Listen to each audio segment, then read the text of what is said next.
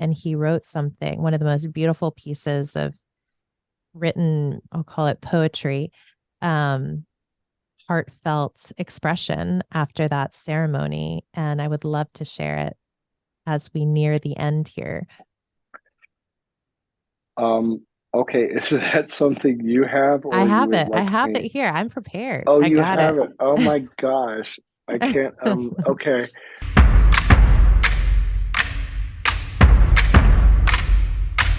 Hello and welcome to Medicine Wisdom. I am Lena Franklin, modern medicine woman, transpersonal psychotherapist, and one of the founders of the East Institute. Welcome to Medicine Wisdom, a radio talk show that will teach you that to journey inward is your highest calling, that you have the power to heal yourself.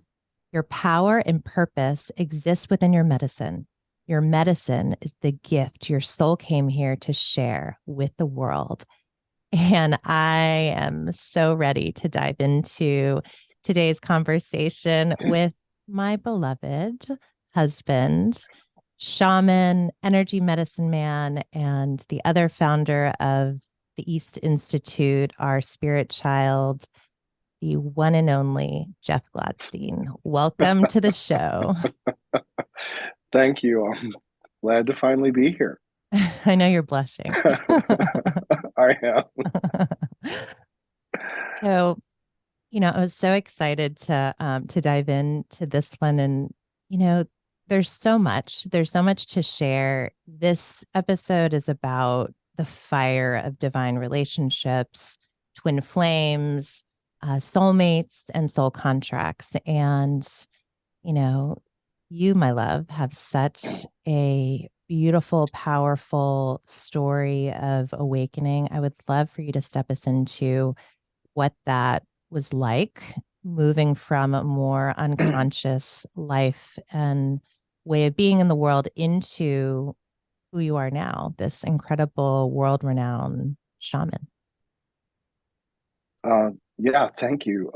Yeah, it's been quite the journey. And, for me, it really began when I was when I was very young and so deeply connected to nature and very curious about kind of the inner transformational aspects of the martial arts and studied and taught, those transformational practices. And as I got older, I stepped out of that kind of adventurous, free spirited, out of the box type world into the more conditioned, realms of society that we all find ourselves in. Got married, got a job, started working, um, and from the outside looking in, everything looked amazing, but inside, I always felt like there was something more, something missing. And through the years, I just ignored that. I focused on life day to day, the 24/7, what we do when we wake up and go to work and do the family things and kind of the repeat. And over the course of time, that inner voice, that inner longing just continued to grow and grow and grow. And really, after a series of um, uh, like personal changes. For example, both my father and my mother passed away unexpectedly within 2 years. Um, Things began to feel very misaligned in life, and I ignored that. And shortly afterwards, um, I began to get sick. I began to have a lot of physical symptoms, and excuse me, I went to the doctors to see if they could help me. And it was almost like chasing a ghost, to where, one doctor would think it was one thing, and then they'd pass me off to another doctor, and then another, and another. And I just continued physically to deteriorate. My health was just deteriorating very rapidly to the point that at one point in time, the physicians had told me I had 3 months to live. I had an incurable disease and that I should get all of my affairs in order. And now looking back at all of that, I realized that physical illness was really a manifestation of the years and years and years of me living out of alignment with my purpose, with my truth. And the accumulation of all of those misaligned energies affected me, affected all of my systems and tissues. And again, the doctors couldn't really figure out what it was. And it was at kind of the point of my deepest despair. Family was falling apart, business was gone, my health was gone, my sense of self. Um, I was spiritually devoid of any connection. And I was truly in that very dark, very dark, hopeless state. And one morning, in a moment of clarity, through the drug-induced haze of all the pharmaceuticals that I had been given, all the drugs I'd been given, I heard this voice very clearly that said, "Heal yourself." And I went back to things that I had learned earlier in life about cultivating my energy and being connected to the energy of Mother Earth and of nature, the value of a good clean diet, of moving my body, of just doing the things that were really supportive. And I remember that day, excuse me, that day, I actually looked at myself in the mirror. I weighed myself on a scale. And as much as I don't like to admit this, um, I was almost 250 pounds. I was bald from all of the treatments that the doctors had given me. I was very, very weak. I didn't even recognize myself. And then I stepped onto this path of natural healing. And 8 months later, I looked pretty much the way I look now. And this was years ago, but I look pretty much the way I look now. Physically healthy. Um, I went back to my doctors. They were amazed. As a matter of fact, one of them walked into the examination room and didn't even recognize me. He thought he was in the wrong room. And he asked me, like, what did you do and where did you go and what did you take? And I shared with him that I had stepped onto this path of natural healing, of energy medicine, of shamanic healing, of reconnecting with Mother Earth and using that amazing healing energy. And it was so truly transformative to me. And it was such a beautiful lesson in that when we live out of alignment with who we truly are and why we're truly here, and even who we're with and what we do, that we create these energetic imbalances within ourselves that can have very, very profound impact. And for me, I also was dealing with a lot of unprocessed grief and emotional energies that were connected with the passing of both my father, my mother, my older brother, many changes in life, things I had experienced earlier in life that were very traumatic. And that's what really led me onto this path many, many years ago.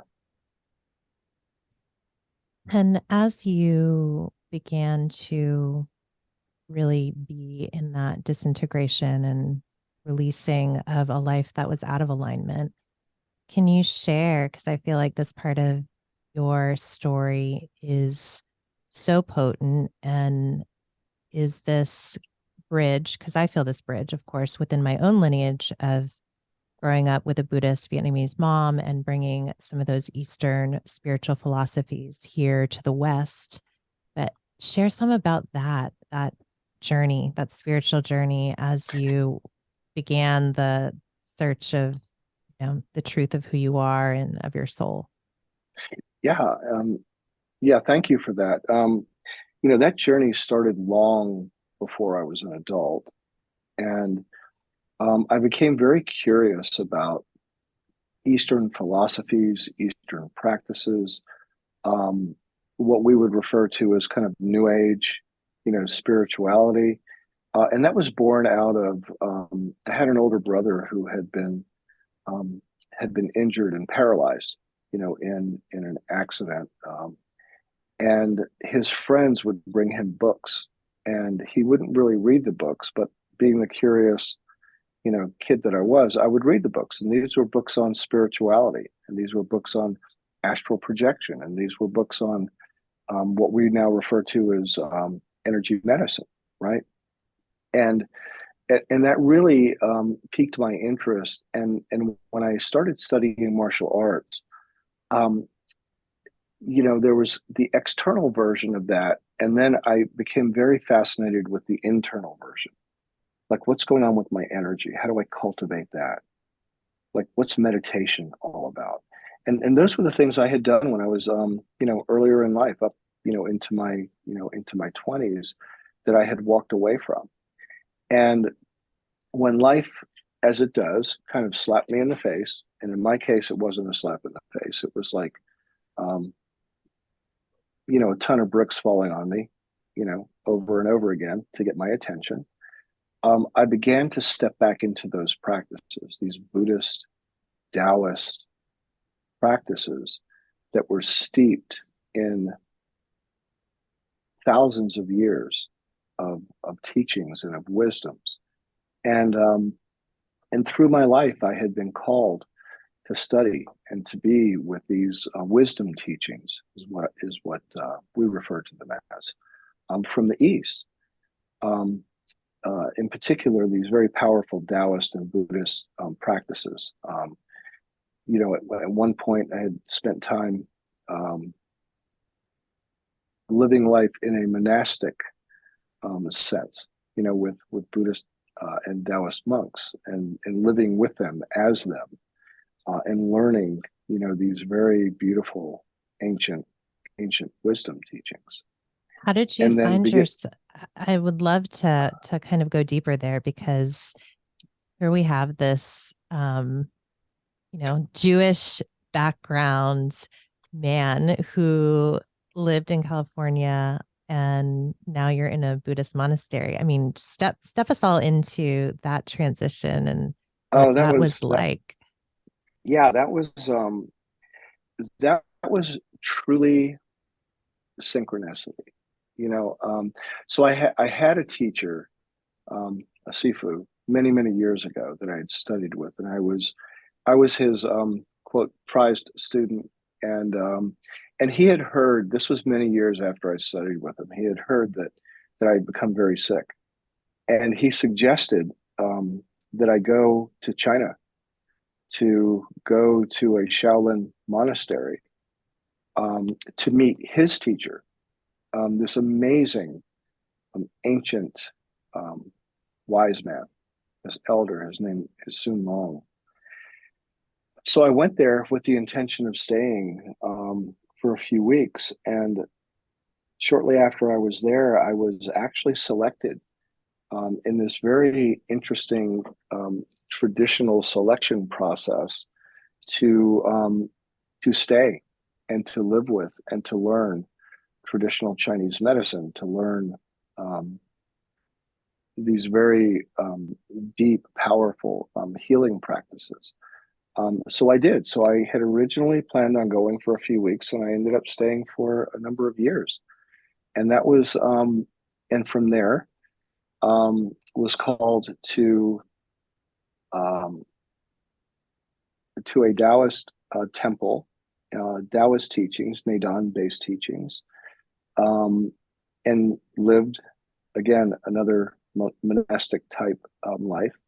And then from there, I was handed off to this amazing teacher in Tibet, this wonderful woman, um, Yun Li, who taught me so much about the feminine aspects of our life and our existence, and how to integrate that.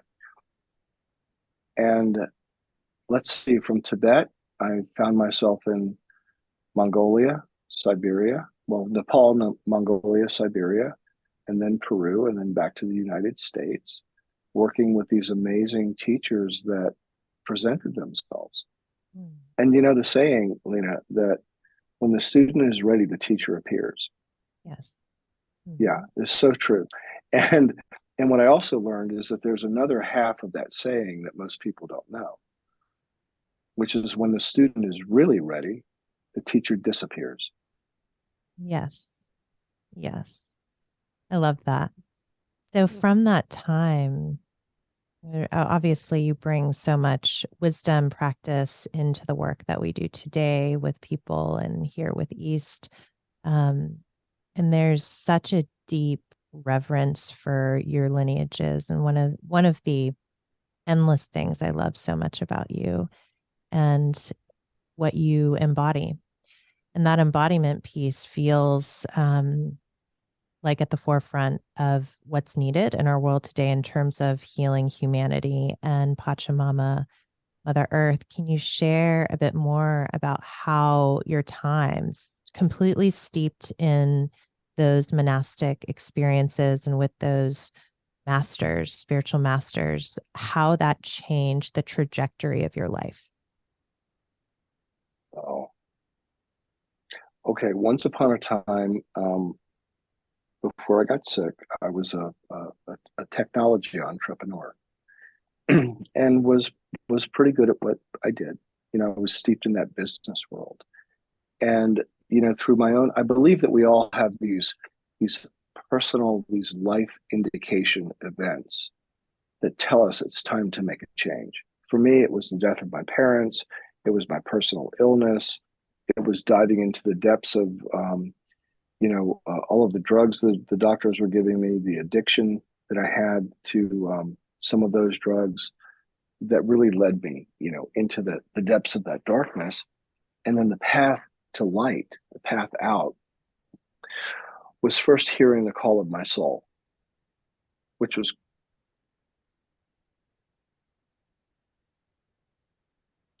crying, crying,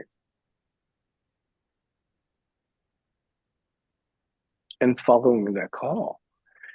And as I stepped into this amazing world of natural medicine, working with Mother Earth, working with the elements, working with plants, being completely connected, it was a path back to a better me. It was a path back to who I truly am and why I'm here. And yes, I have all the experiences I had before in the business world and, many other worlds. And they all served a purpose to support like why my soul is here. And coming in contact with these amazing teachers, it's like each of them gave me these golden nuggets that I carry with me.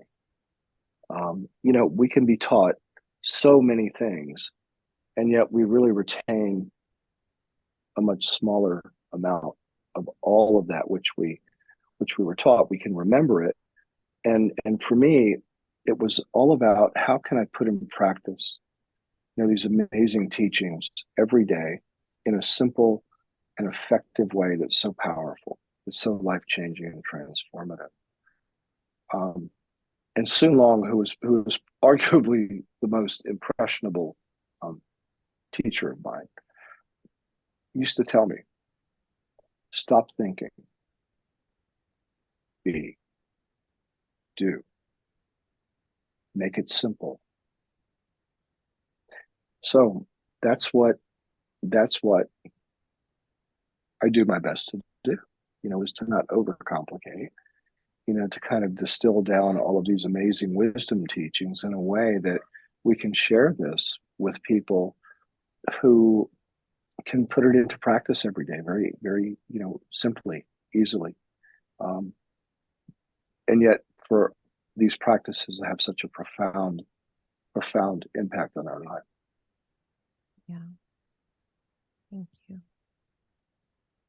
So, your Tibetan teacher, because I want to begin shifting into our story, because all of that leads into this divine moment of meeting that you and I had when I walked up your driveway. So, I give gratitude to your Tibetan teacher. What's her name again? That was Lee. Lee. Yeah, Lee. Lee. Yeah. Yes. Deep, deep bow to Lee. Because one of the things that are coming together, I mean, so many things, but one, I'm so deeply grateful for your attunement to the feminine and your sensitivity and ability to hold sacred space for the feminine to awaken into their gifts for myself, obviously, for sure. And then for all of those around us here at East, clients you work with and beyond. That feels like such a potent part of your soul's purpose, your dharma. And so, it really makes me reflect on the journey we've been on together. And for those tuning in, and Jeff's story is such a reflection of this. Sometimes we have to be in the darkness and really meet where we've chosen a misaligned life, a life of being attached to fear, a life of being attached to external validation or conditioning of what we should be doing or who we should be with. And I first met Jeff when I was looking for a Peruvian shaman recommendation. Actually, I was teaching, kind of backing it up, I was teaching a women's meditation retreat, private retreat in the North Georgia mountains. And one of my students was doing this Tai Chi looking move before our morning meditation. And little did I know, this was a practice that Jeff had taught her, and Jeff was her shaman at the time. And I asked her, where did you learn this practice? I had never seen it before. I was very curious. And she said, my shaman in Atlanta. And when I heard the word shaman in Atlanta in the same sentence, I was like, I have to meet this man. And so I asked my student for your contact information, and I was actually going to Peru the next month. And she gave me your information, and I came to you for a recommendation on who to connect with in Peru. That was an authentic shaman.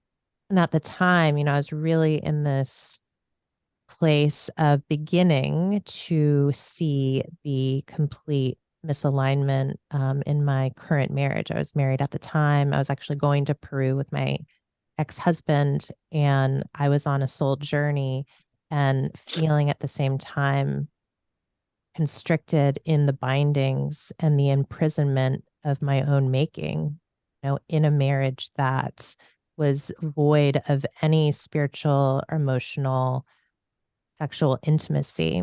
And I was like at that cusp of attempting to get free. I didn't know what it looked like, and I held so much fear. But that moment of meeting again shifted the trajectory of our coming together in our story individually and collectively. When I walked up his driveway again for this consult on Peruvian shamans, he opened the door and there was this immediate recognition, almost like a bolt of lightning through my entire nervous system. And I didn't really know what that meant at the time. However, I knew there was something there in this soul connection, in this relationship. And I'm going to pause there and pitch it over to you, and just maybe in just a couple minutes, sharing what that moment was like for you. Yeah. And you've heard me share this story many times. That moment actually began a number of years before. I was living in California. I had a place on the beach. I could look out my window and see the ocean, and the beach, and the moon. And one night I woke up. I had this feeling. I woke up and I looked out my bedroom windows. I had these floor to ceiling windows, kind of wall to wall. And there was this beautiful apparition in the glass, kind of moving from one side of the room to the other. There was this just the most beautiful female I had ever seen in this amazing white flowing, like linen type, almost a Grecian type, goddess gown, right? And I asked if she had any messages for me. And of course, there was no response at that time. Anyway, I just kind of filed that away. And I remember getting text messages from Lena about coming in and getting an introduction to some of my, shaman brethren, in Peru. And where I was living, I was also in a relationship at the time. I was living in a house that had, I had a treatment room that overlooked the driveway. And Lena's car pulled up and she got out, and I had finished with my prior client. And Lena came walking up the driveway, and there was this recognition that she was the apparition that I had seen 5 years before. So I immediately thought, oh, this is going to be interesting. She opened the door, and there was this immediate recognition, immediate. And I knew it was deep, it was soul level, and it transcended so many lifetimes. And when she came in, like that moment, it was almost as if we had been reunited after being apart lifetime after lifetime after lifetime. And there it was. And I knew this soul connection. I knew this soul. I also knew that she didn't know yet what it was. And there was a level of temperance, that that was important, to be present and to allow for her, hopefully, to come to the realization of what that soul connection was truly all about. I'm so, in hindsight, I see the depth and the power of your choice to withhold the divine truth of what you knew in that moment, for the honoring of my process, because it would have been easy, to say off the bat, given the strong connection. And I think that's a point that is important in terms of spiritual intuition in general, of course, in this very personal and intimate way, but that there's this art of discernment around how much you share, and the kind of honoring and the process of that. And so I am so grateful that you gave me that space, as fiery and painful and dark.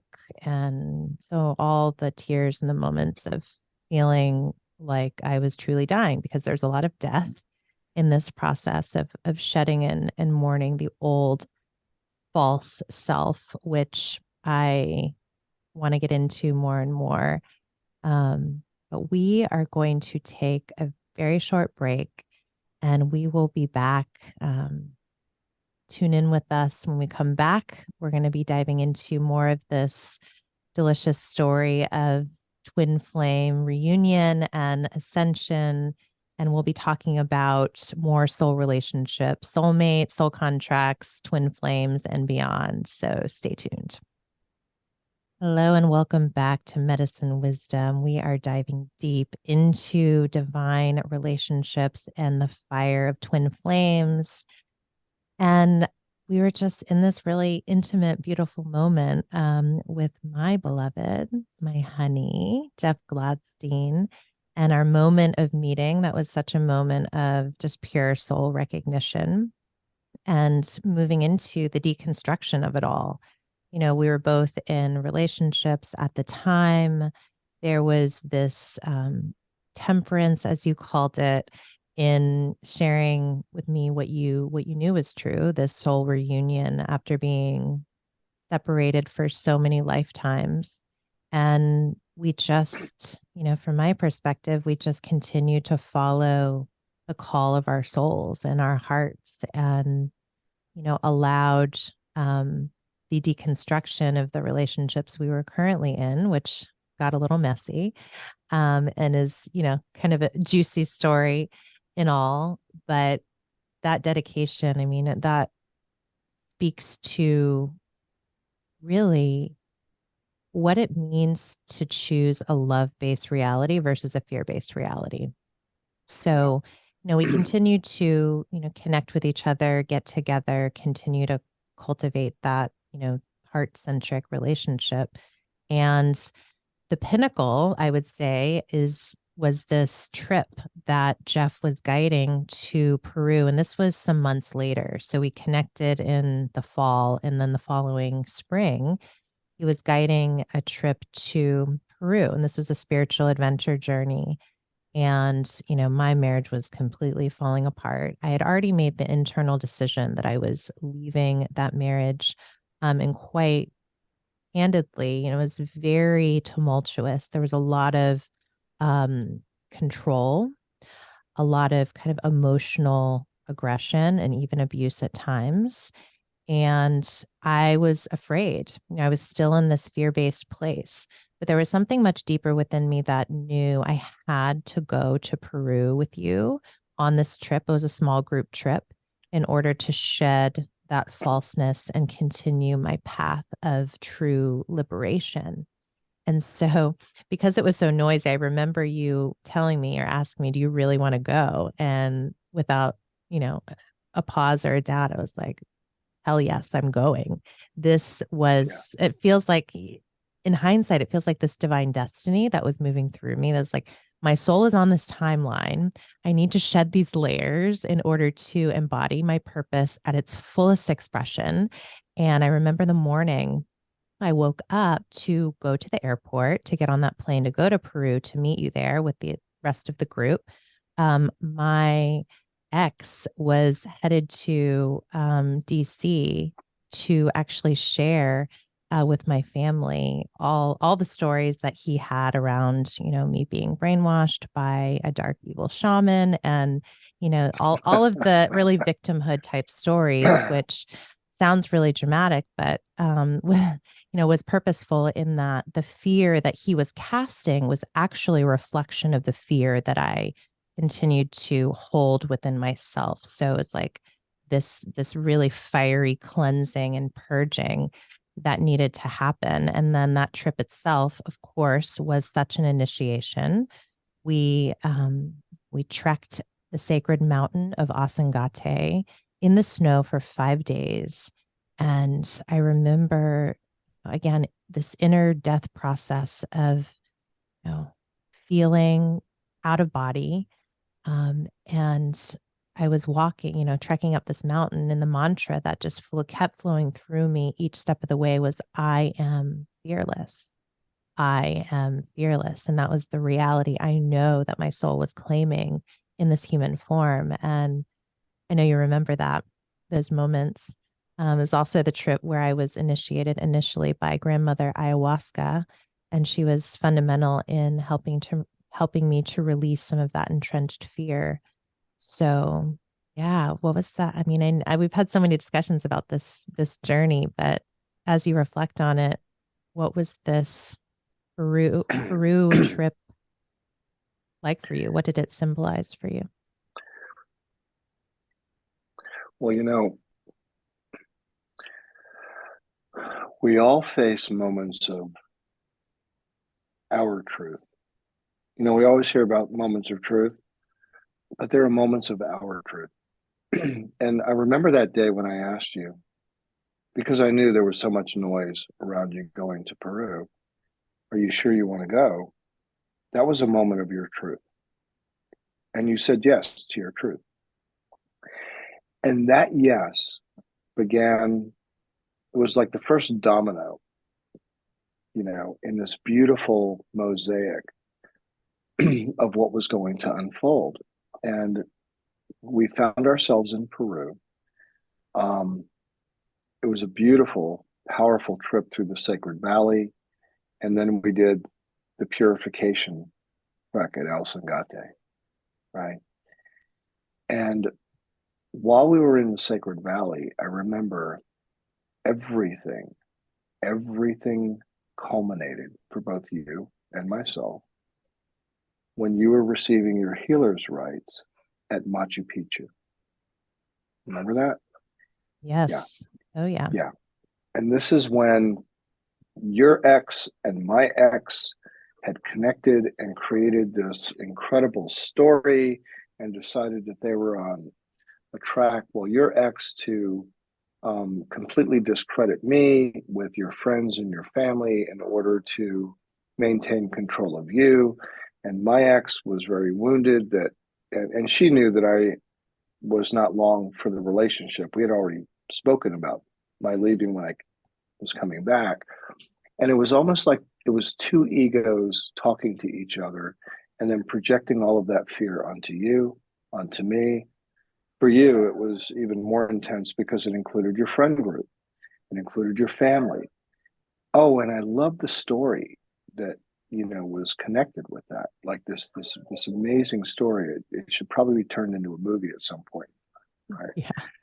The dark evil shaman brainwashing, and controlling you and taking you to Peru where your life was in mortal danger and all of the things about psychedelics and And um I want you to continue, but I want to pause there because there's something here that has continually, like in our story, this piece has been so potent for me in reflection. And it speaks to the shadow of the hyper masculine systems that exist in our yeah. world, because my poor family was so traumatized and really there's a level of brainwashing through this incessant messaging. Yeah. And there was this point where, oh, wow, it's more believable that this person, in my dad's case, my daughter, is brainwashed by an evil, dark shaman. That's more believable than the truth that I simply just wanted to leave my marriage. And Right. and that there's like this really interesting feminine masculine dynamic there that I feel like is a lesson for all of us, you know, It for a ab- woman that is traveling to another country and choosing to leave her marriage when it looked perfect on the outside but was empty on the inside. People have a hard time believing that. yeah. And we know this that people project onto others their fears. And yes, it was absolutely all of that for you. And remember when we had the conversation where you said, well, what are you going to do? Because I was cast as the evil dark villain, remember? And I Yes. said, well, I'm going to do nothing. I'm going to do nothing because over time the truth will be seen, right? And even though when we were in Peru, there was all of this chaos going on back in the United States. There was your phone was blowing up, right? My ex actually turned my phone off, if you remember, correctly. So it was almost like these two children acting out because they weren't getting what they wanted, and then projecting all of this fear onto those around us, to cast us in a light because they didn't want to believe that here are two people who connected, who want to be with each other. So there's really And that's this interesting darkness and light, just lesson here, right? There's fear, there's love. And bringing it back to our topic, that's the journey of twin flames, that when they yes, it come is. together, and I want to begin shifting into that because that is such a potent piece of this episode is, what does it mean to be twin flames? Well, one of the meanings that it burns away all of the falseness that exists, all of the fear. Yes. Yeah, so let's dive into that. So for me, Peru was an amazing cleansing, as it always is, as you now That's know, right. If you're right? interested in Every going to time. Peru, know that it's not going to be likely a relaxing vacation, but it's a very It will purifying place of initiation. beautiful, beautiful, amazing, initiating, purifying. Um, so yes, you know, soul relationships. This is something that I've noticed over the years in working with people that is highly misunderstood or highly romanticized. Okay. You know, souls exist beyond the physical realm, and we embody, in this physical form for the purpose of learning, for the purpose of teaching, for the purpose of helping consciousness itself. of which we're a particle, evolve and grow. Okay. And and we're never taught what those soul relationships actually look like and what they're about, you know? So, I mean, I won't get into all of them, but let's kind of start with soul contracts. So, souls exist, and it's almost like two travelers who make a decision that, hey, we're going to go to Earth over this particular time frame. And when we come into contact with each other, I'm going to teach you this and you're going to teach me that.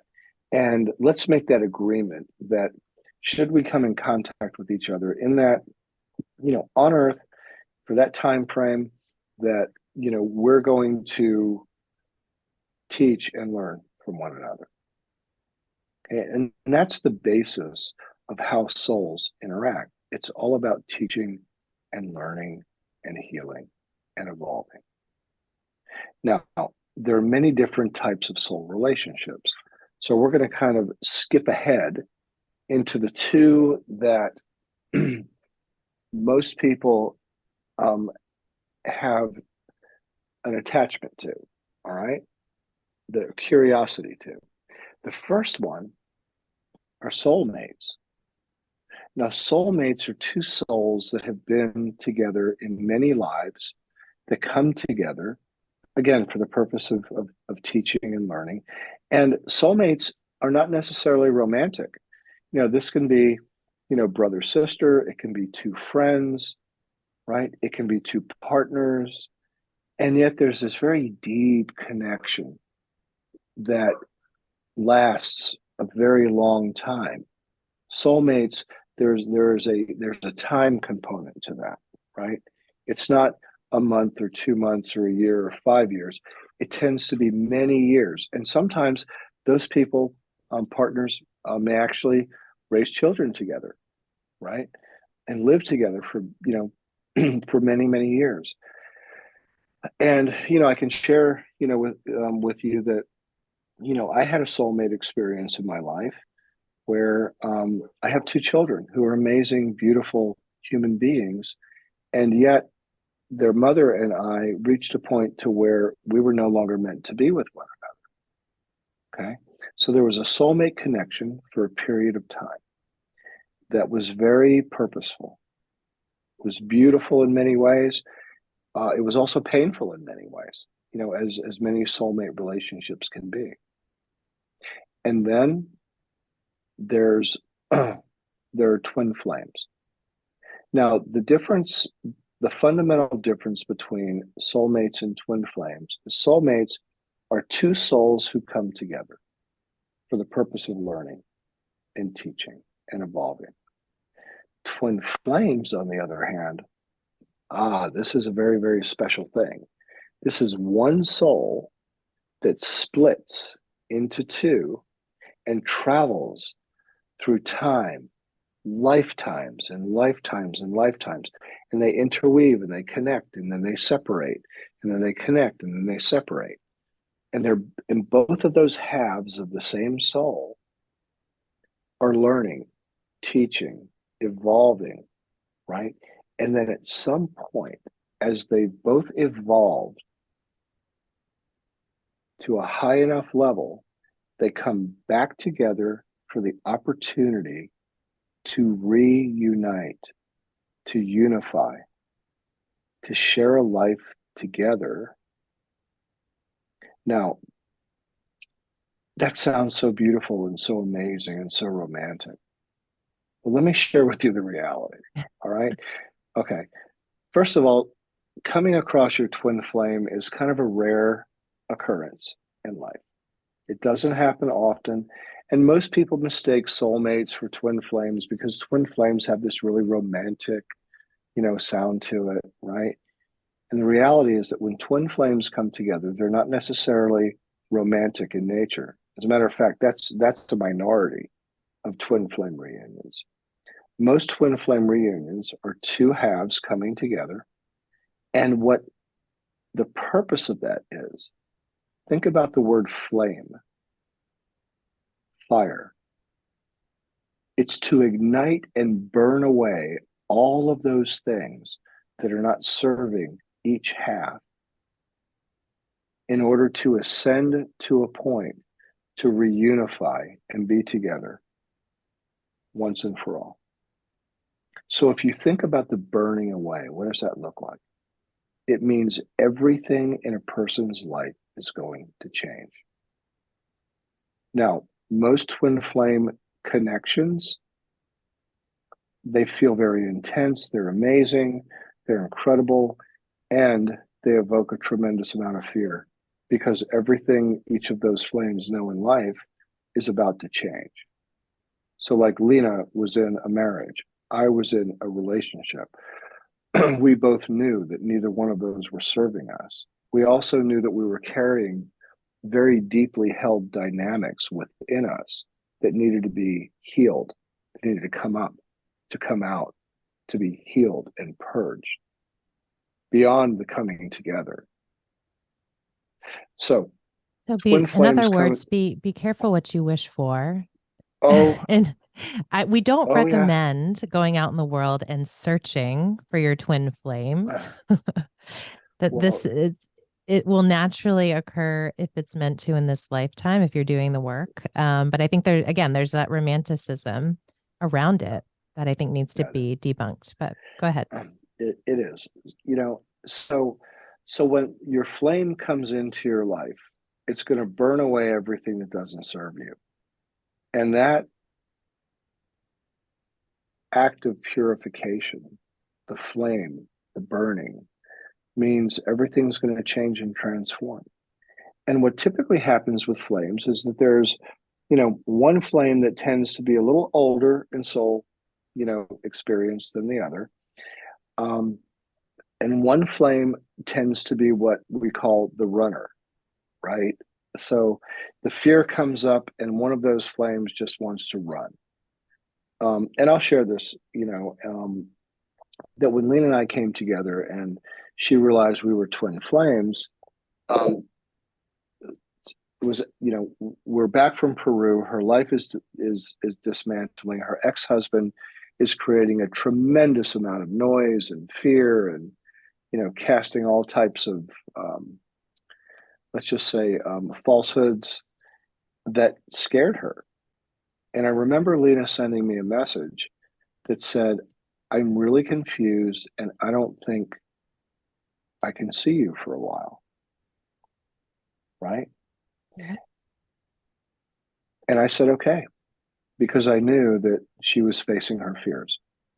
Like I was okay. I had already experienced the complete dismantling of my life very rapidly. She was in the dismantling. And I shared with her that I'm going to pull my energy back so you have the opportunity to be with with what you're truly feeling. Okay. And it was in that period of time that she realized that everything around her was false and noise, and she had to step into her truth. Yes? Yeah, it was really this very intense ego death that was happening. And in at that time, there was a lot of confusion around what is real, because what I had thought was real was actually false. And I was actually feeling an intense level of reality because love is why we're here. It's who we are. It's our essence. That is real. And that was what I was feeling. And in that experiencing of our love that we shared, even in this kind of early stage relationship, I was seeing the reality of the falseness that I had co-created with the universe to create my physical life on this planet. And that was a hard pill to swallow. And so in the Oh, yeah. confusion, I needed some space to really see objectively what was true. So yeah. So I Yeah. have a request. Um and there's no right or wrong answer here. But so Jeff had actually he gone into ayahuasca ceremony during the time we were coming together. And after that ceremony, he actually brought my energy, brought my spirit into the ceremony with him. and asked the medicine, asked grandmother ayahuasca to share with him the nature of our soul relationship, our soul connection. And he wrote something, one of the most beautiful pieces of written, I'll call it poetry, um, heartfelt expression after that ceremony. And I would love to share it as we near the end here. Okay, is that something you have I or you have would it. I like have it me? here. I'm prepared. Oh, I you got have it. it. Oh my gosh. I can't okay. So I think Like this is I'm actually like really beautiful because I can share it with you I and I am you so can take it in. touched. I am so touched and blessed. Thank you. Okay. So this says, To My Twin Flame, written by Jeff Glattstein. We were created as one when time was young, created as the perfect expression of divine love. Our newborn soul, the union of two particles of love's light, of creation, burning as one, expressed as a perfect balance of the feminine and masculine when together. Through the eons and the millennia, one of our soul, expressed as two perfect halves in balance and synchrony, traveled many lives together and many lives apart, in many different times and many different forms. Through the ages, our souls have been intertwined like two threads encircling each other, which fold back upon themselves in a continuous and eternal circle of concentric and infinite rings, burning love's purest light, love's purest flame. Our twin souls' pure desire has been to reunite and be the purity of one, to give and receive to one another unconditional love, to be the one love to ascend. Together, we embody and express only the purest expression of love, union, and completion. Two flames burning as one. This is who we are. I am in love with you eternally. I love you. Thank you. So, in the 2 minutes we have left, I would love for you to share. I think that's a beautiful segue into our spirit baby, the East Institute. So, sharing how to connect with East and what East is all about. Yeah, thank you. That reading was so humbling, and there's part of me that's saying, "Oh my God, I actually wrote that." So thank you. And it's that was the seed for East. And East is really about bringing the deepest levels of healing to as many people as we can touch.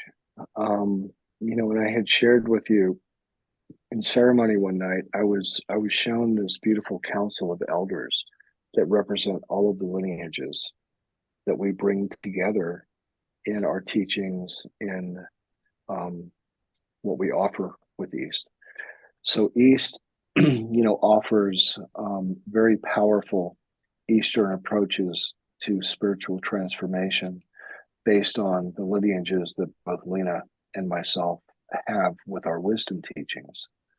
We also offer education and guidance for entheogenic assisted spiritual transformation, which is um, the use of these amazing plant medicine healers and teachers that have existed and been used by the indigenous cultures for thousands and thousands of years.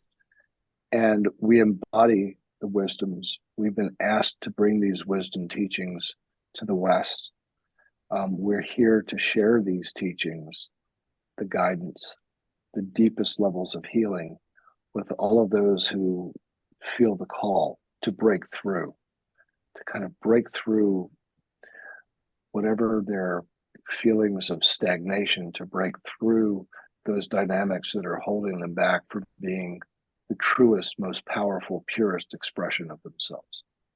Thank you. And you can connect with the East Institute at theeastinstitute.com on our website to explore our offerings and healing programs, and then give us a follow at the East Institute on social media. Thank you so much for being with us. I love you. Thank you to our listeners, and stay tuned. Join us again for Medicine Wisdom next week. Have a beautiful week ahead. Blessings. Thank you. Thank you so much for tuning in to this week's episode of Medicine Wisdom. If this episode resonated with you, be sure to give this video a like and subscribe to my channel.